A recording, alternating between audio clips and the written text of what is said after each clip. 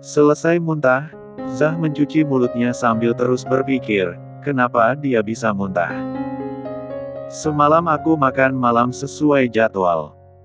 Tidak minum kopi lagi, tidak juga makan yang terlalu spesi dan asam. Tapi kenapa asam lambungku kumat?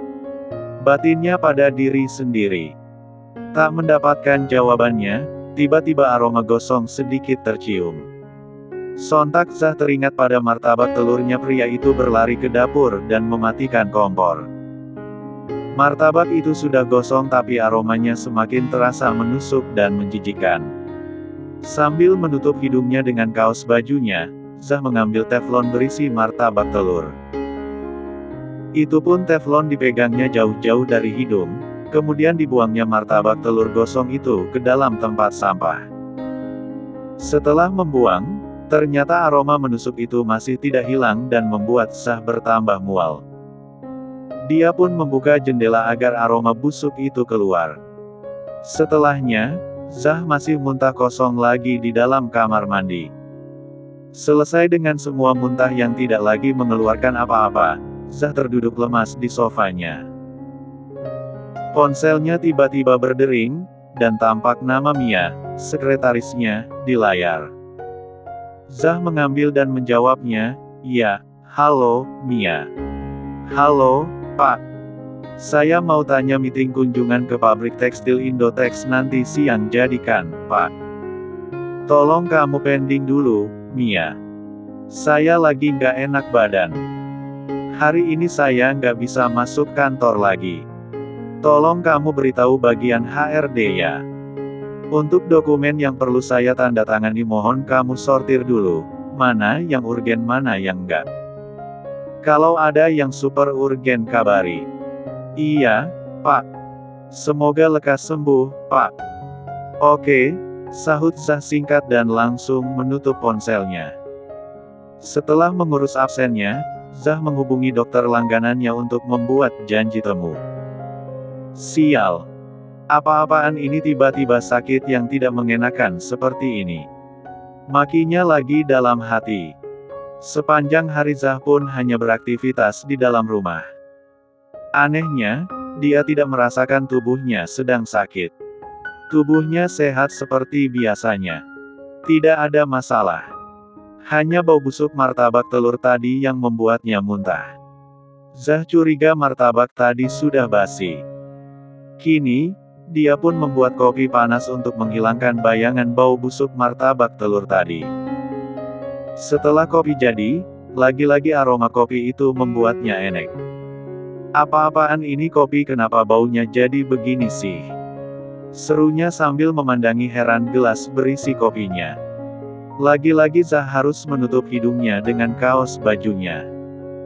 Bahkan dari balik kaos itu aroma kopinya tercium menjijikkan. Zah kembali membuang isi kopi itu. Kesal dan frustrasi, Zah memutuskan untuk meminum air putih saja. Dia mengambil gelas kristalnya dan mengisi dengan air dari dispenser. Seperti biasa, Zah meminum air dengan suhu normal, tidak panas, tidak juga dingin.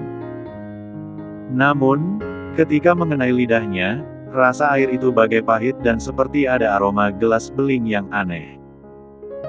Tapi karena ini air minumnya yang biasa, yang kemarin-kemarin juga masih terasa biasa, Zah pun memaksa dirinya untuk tetap meminumnya. 1 tegukan, kemudian 2 tegukan. Dipaksanya lagi untuk tegukan ketiga, hingga akhirnya Zah kembali memuntahkan air yang sudah melewati kerongkongannya. Hais! Ada apa ini? Kenapa semua terasa aneh? Stres dengan semua keanehan ini, Zah memutuskan segera pergi ke dokter, meskipun janji temunya masih 2 jam lagi. Di jalanan, ketika berhenti di lampu merah, tanpa sengaja Zah melihat rumah makan dengan spanduk besar yang ada gambar semangkuk bakso lengkap dengan sayur dan asap yang tergambar mengepul dari sana.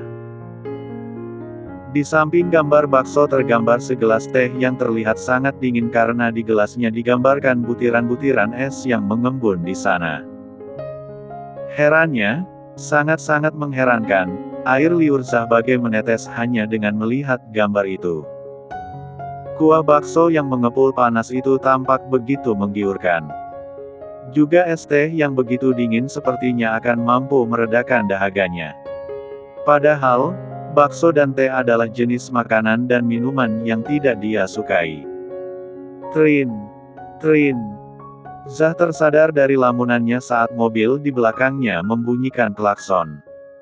Ketika dia melihat lampu lalu lintas, ternyata sudah berubah hijau.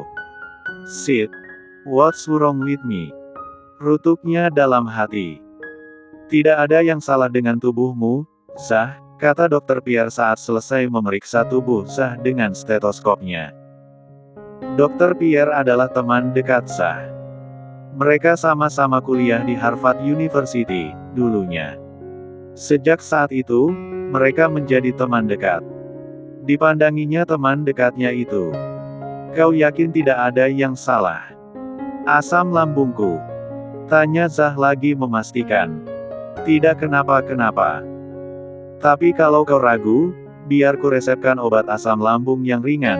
Dr. Pierre mulai menulis resepnya, kemudian melanjutkan lagi. Minum teratur, habiskan sampai 1 resep ini. Oke. Zah mengiyakan kemudian dia kembali ke rumah. Di perjalanan Zah memikirkan ada apa dengan dirinya. Dan lagi-lagi seperti sebelumnya, dia merasa sangat sehat. Tidak ada sedikit pun rasa tubuhnya yang seperti orang sakit. Mungkin tadi hanya masuk angin. Tapi masuk angin tidak perlu juga sampai harus enek dengan bau makanan, kan? Tanyanya pada diri sendiri seraya menyetir mobil menuju ke pendosenya kembali. Dan lagi-lagi seperti sebelumnya, saat melewati rumah makan berspanduk bakso dan es teh tadi, Zah merasakan air liurnya terbit dan mengumpul di bawah lidahnya. Gambar itu begitu menggoda rasanya hingga Zah pun tak sanggup melawannya. Dia turun dan menuju rumah makan itu. Hanya berdiam di dalam rumah, Zah jadi uring-uringan. Selain itu, dia merasa tubuhnya just fine. Tidak ada sakit apapun juga. Hanya saja, dia jadi tak suka minum air putih. Setiap kali haus, yang terbayang di benaknya adalah es teh manis. Dan setiap kali lapar, yang terbayang di benaknya adalah makanan berkuah yang panas mengepul serta bercitra rasa sedap yang tajam, alias bermicin tinggi. Memikirkan apa yang ingin dia makan dan minum, Zah jadi semakin stres. Hari sudah semakin sore. Zah tak sanggup lagi hanya berdiam di rumah. Dia pun keluar dan menuju kantor. Masuk sebentar untuk melihat-lihat pekerjaan yang menunggunya, mungkin bisa mengalihkan selera makannya yang aneh. Ketika tiba di kantor, tepat saat Pak Adul hendak pulang melihat CEO mereka malah baru datang, Pak Adul pun batal pulang. Selamat sore, Pak, sapa Pak Adul hormat pada Zah. Sore, Pak Adul. Maaf saya baru tiba. Kalau mau pulang. Pulang saja. Saya nggak lama, kata Zah sambil lalu menuju ruangannya. Nggak apa-apa, Pak. Saya nggak buru-buru juga, sahut Pak Adul yang tentu saja sungkan jika meninggalkan bosnya sendirian di kantor. Apalagi Mbak Mia, sekretaris Zah, sudah pulang tepat di pukul 17. Oke, Pak Adul kalau begitu. Saya minta kopi panas saja. Ya, kata Zah lagi seraya menuju meja. Baru saja Pak Adul mengiyakan, Zah sudah memanggilnya lagi, jangan kopi panas. Kalau teh botol yang dingin ada nggak? Ada, Pak, di kantin. Bisa saya belikan? Oke, kata Zah lagi seraya memberikan selembar uang 20 ribuan. Oh ya, Bu Ros sudah pulang. Kata Zah lagi. Sudah, Pak, barusan aja, sahut Pak Adul. Oh, ya sudah kalau begitu. Saya lihat-lihat dokumen sebentar setelah itu pulang. Pak Adul lembur sedikit. Nggak apa-apa, iya.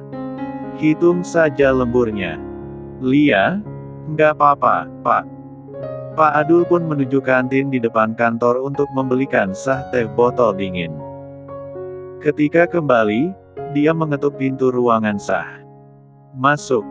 Pak Adul membuka pintu dan masuk. Zah sedang sangat serius di balik meja kerjanya. Pria itu membaca dokumen di depannya dengan serius. "Ini teh botol dinginnya, Pak," kata Pak Adul lagi seraya meletakkan di ujung meja kerja Zah. Selama ini Zah dikenal sebagai atasan yang penuh wibawa, dia perlu dihormati, tapi tetap berlaku sangat baik pada bawahan-bawahannya. "Iya, terima kasih, Pak Adul." Pria parubaya itu pun berbalik untuk keluar. Tapi kemudian, dia teringat akan pertemuannya dengan Bella kemarin sore. Meskipun Bella memintanya untuk tidak memberitahu siapa-siapa, tapi Pak Adul sedikit banyak tahu bahwa Zah dan Bella memiliki hubungan yang dekat dan bagaimana frustrasinya Zah saat Bella menghilang dulu. Pak Adul hendak memulai tapi kemudian ragu-ragu. Sayangnya, Zah sudah selesai menandatangani dokumen urgennya dan kini pandangannya tepat mengarah pada Pak Adul. "Ada apa, Pak? Sudah mau pulang sekarang? Silakan. Saya sudah selesai juga." Zah membuka botol tehnya dan meneguknya penuh nikmat. Melihat Zah begitu santai, keberanian Pak Adul pun timbul.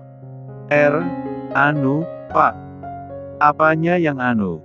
tanya Zah dengan sedikit nada bercanda. Itu. Kemarin saya melihat Non." Pak Adul kembali ragu-ragu, tapi Zah tahu dengan jelas satu-satunya karyawannya yang dipanggil Non oleh Pak Adul adalah Bella. "Pak Adul melihat Bella?" tanya Zah super serius dengan gerak tubuhnya yang langsung menegang. "Iya, Pak. Kemarin malam." "Di mana?" "Di halaman kantor, Pak. Saya baru mau pulang, kemarin ada tim marketing yang meeting. Jadi saya lembur, pulang sekitar jam 7:30. Nah itu, Non Bella ada di halaman kantor sedang natap gedung kantor ini, Pak." Zah teramat sangat terkejut mendengar penuturan Pak Adul.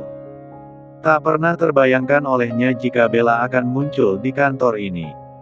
Tapi kenapa Bella datang ke kantor ini, malam-malam seperti itu? Terus dia ngapain, Pak Adul? "Nggak ngapa-ngapain, Pak. Waktu saya sapa, dia udah mau pergi. Katanya dia buru-buru, dan dia berpesan jangan bilang siapa-siapa kalau dia ada datang."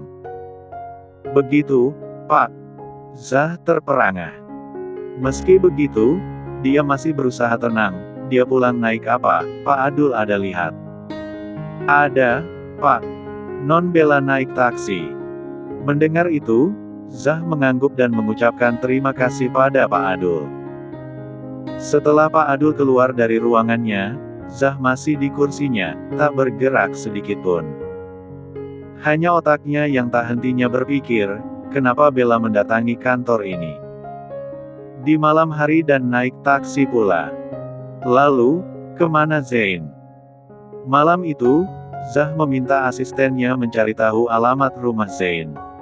Selama ini, dia tak pernah akur dengan Zain. Mereka bahkan diam-diam seperti memupuk kebencian satu sama lain. Karena itulah, Zah tidak pernah tahu-menahu tentang di mana Zain tinggal. Zah memang tidak ingin tahu. Dan karena ketidakakuran mereka jugalah, Zah memilih berhenti dari perusahaan keluarganya. Dia serahkan pengelolaan perusahaan keluarga mereka pada Zain. Zah memilih untuk berdiri di atas kakinya sendiri. Karena itu jugalah, dia bekerja sebagai CEO di Wealthy Fund Bank, bank swasta internasional milik Mark Hamilton. Banyak yang mengira nama belakang H yang disandangnya merupakan singkatan dari Hamilton. Dan Zah pun sengaja membiarkan pemikiran salah orang-orang itu dengan tidak menuliskan kepanjangan dari nama belakangnya di kartu namanya, juga di berbagai surat keluar masuk, baik fisik maupun elektronik. Termasuk pada Bella. Dia tak pernah membahas perihal namanya. Dan Bella pun tak pernah bertanya. Apakah mungkin Bella telah salah mengiranya selama ini sehingga Bella bisa menikah dengan Zain? Zah masih mengingat jelas bagaimana Bella terkejut dengan kedua matanya yang membola lebar saat mereka bertemu di resort untuk pertama kalinya, sama-sama sebagai bagian dari keluarga Hemingway. Pastilah saat itu Bella shock berat mengetahui kebenaran ini. Zah menghela napasnya dalam-dalam. Jika memang begitu, maka tidak adil rasanya jika dia menyalahkan Bella atas semuanya. Dia juga turut andil atas kesalahpahaman ini. Tak lama kemudian, Norman, asistennya, membawa alamat tempat tinggal Zane. Zah baru mengetahui jika tempat tinggal mereka ternyata terbilang dekat. Cek. Hanya selisih beberapa blok saja. Kenapa tidak terpikir olehku jika dia tinggal di tempat seperti itu? Penthouse di sana memang sesuai dengan gayanya yang nyentrik. Zah merutuki diri sendiri karena tak pernah peduli dengan semua itu. Faktanya, dia memang tidak akan peduli, jika bukan karena Bella. Isabella Griffin. Zah gegas berkemas untuk pulang kantor dan berencana mendatangi Bella di penthouse Zane. Tapi saat dia tiba di sana dan memandangi gedung apartemen elit itu, Zah merasakan kemarahan menyeruak dalam dirinya terkait fakta bahwa Zane mengambil Bella menjadi istri, tapi kemudian mengabaikannya. Pastilah ada sesuatu yang disembunyikan Zane. Tidak mungkin Zane tidak tahu jika Bella ada hubungan dengan dirinya. Tapi apa? Zah tak mendapatkan apa-apa sekalipun dia berpikir hingga kepalanya nyaris meledak. Pada akhirnya, Zah pun kembali ke pendosennya dengan segala tanya mengendap di benaknya. Keesokan paginya, Zah kembali mengulang kondisi hari sebelumnya. Dia terbangun dengan morning sickness menguasainya. Zah hampir melompat dari tempat tidur menuju toilet hanya untuk muntah. Selesai muntah, Zah bersandar lemas di wastafel toiletnya yang super bersih dan higienis, hingga tampak kinclong seluruh permukaannya. Sial. Kenapa sih aku ini? Apa keracunan? Masa masih muntah lagi? Gumam Zah sambil membersihkan mulutnya. Setelah selesai, dia menuju ruang duduk, menyalakan TV, dan duduk menonton sambil otaknya memikirkan sarapan apa yang akan bisa membuat perutnya tidak bergemuruh mual. Masa bakso dan es teh lagi? Saat pikirannya bekerja memikirkan sarapan yang akan membuat liurnya terbit, tayangan di TV mengiklankan Indomie soto yang tampak menggugah selera. Apalagi model iklannya makan dengan menyeruput mie yang begitu panjang, dengan bunyi sesrip-sirip, dengan kuah panas mengepul, serta bubuk cabai yang begitu menggoda. Nyaris saja Zah meneteskan liurnya. Mie soto kelihatannya oke. Zah pun mengambil ponsel dan menelepon Go Shopping agar dibelikan mie soto sebanyak 1 dus. Tak lama kemudian, orderannya tiba. Zah membuka dan langsung memasaknya. Begitu selesai, dia makan dengan begitu lahapnya sampai-sampai dia sendiri pun tak percaya bisa makan selahap itu. Ketika mie yang dilahapnya tinggal 1/4, tayangan iklan di TV menampilkan iklan susu bagi bumil. Tampak model iklan meminum susu dan tagline iklan mengatakan, "Minum susu ini, by morning sickness." Zah yang sedang menyeruput mie-nya tiba-tiba tersedak. Morning sickness. Itulah kenapa dia merasa mual yang dia rasakan sepertinya sangat familiar. Begitupun dengan jenis-jenis makanan yang dia inginkan. Tampak jauh berbeda dari seleranya seperti biasa. Dan ini semua terasa familiar karena merupakan gejala wanita hamil. Tetapi, dia laki-laki, tidak mungkin dia hamil. Juga, tidak mungkin dia mengalami gejala ngidam. Tepat saat pikirannya berkecamuk sendiri, ponselnya tiba-tiba berbunyi. Tampak nama Dr. Pierre di sana. "Halo," katanya masih dengan penuh wibawa. "Zah, apa kau masih muntah pagi ini?" tanya Pierre tanpa basa-basi lagi. "Iya. Apa kau juga seperti menginginkan makanan tertentu terus-terusan?" "Iya. Belakangan ini aku doyan sekali makan yang berkuah panas dan spesi, dan pastinya sedap." Terdengar suara jentikan jari di seberang sana. Zah ingin menghilang rasanya. Jangan-jangan pikiran absurdnya tadi juga dipikirkan oleh Pierre. Zah tidak ingin mendengarnya. Apa kau? Zah ingin bertanya, tapi Pierre langsung memotongnya. Itu semua gejala sindrom Couvet, Zah. Sindrom Couvet? Apa itu? Jangan bilang jenis COVID terbaru. Bukan, Zah. Terdengar kekahan geli di ujung sana namun, sedetik kemudian, Pierre berubah serius lagi.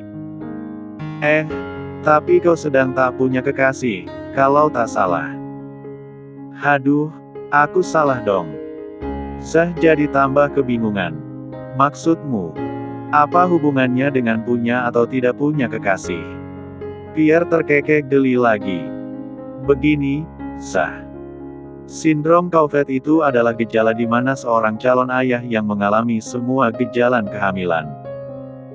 Termasuk mual, muntah, serta mengidamkan makanan tertentu. Dalam bahasa sehari-hari disebut kehamilan simpatik. Singkatnya, istri yang hamil, tapi suami yang mengidam. Begitu, Zah. Nah, pertanyaannya menjadi serius. Jika kau tidak sedang mempunyai kekasih, dan kau juga belum menikah, apakah kau ada meniduri seorang wanita? Atau jangan bilang kau bermain PSK.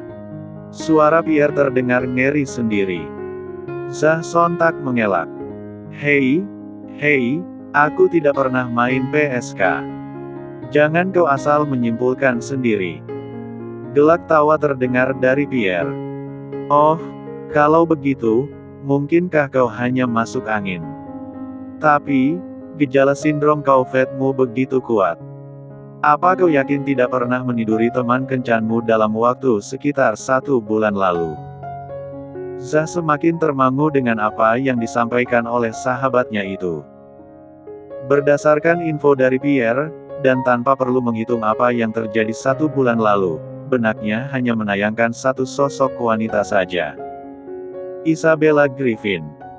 Selain Bella, Zah berani bersumpah tidak pernah menyentuh wanita lain. Lantas, apakah ini berarti Bella sedang hamil? Hamil anaknya? Kesimpulan yang hanya terbentuk di dalam kepalanya saja. Membuat Zah seketika itu juga membuang semua sisa mie-nya yang tinggal sedikit lagi. Selera makannya langsung menguap entah kemana. Dia mengganti baju dan langsung menuju parkiran. Mobil ditancapkan gasnya menuju satu tempat, kediaman Zain.